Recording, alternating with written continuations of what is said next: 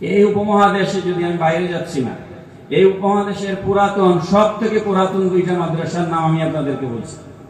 একটা হচ্ছে কলিকাতা আলিয়া মাদ্রাসা, যেটা প্রতিষ্ঠা হয়েছিল 1780 ইংরেজিতে।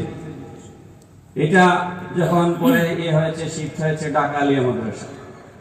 আর একটা হচ্ছে দারুল উলুম দেওবন্দ মাদ্রাসা, যেটা প্রতিষ্ঠা হয়েছিল 1866 ইংরেজিতে। আপনি দেখুন, 1303 সালে শাহজালাল সিলেটে এসেছেন। আর কলিকাতা আলিয়া মাদ্রাসা প্রতিষ্ঠা হয়েছে 1780।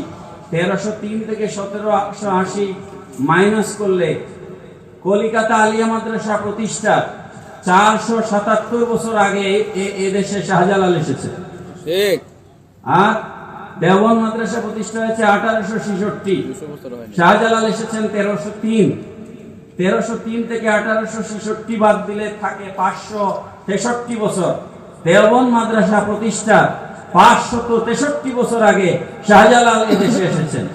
আপনারা আমাকে বিনয়ের সাথে জানতে চাচ্ছি, বলবেন মাদ্রাসা, দেওবন্দ মাদ্রাসা আগে না শাহজালাল আগে? শাহজালাল আগে।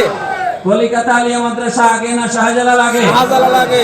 এদেশে যখন কোনো মাদ্রাসা ছিল না, এদেশে যখন কোনো মসজিদ ছিল না, এদেশে যখন কোনো ইসলাম শিক্ষার কোনো কেন্দ্র ছিল না, তখন শাহজালাল মুজাদ্দেদ ইয়ামানি 750 বছর আগে এদেশে এসে আমাদেরকে দ্বীন শিক্ষা দিয়েছেন, তাওহীদ এবং রিসালাত শিক্ষা দিয়েছেন।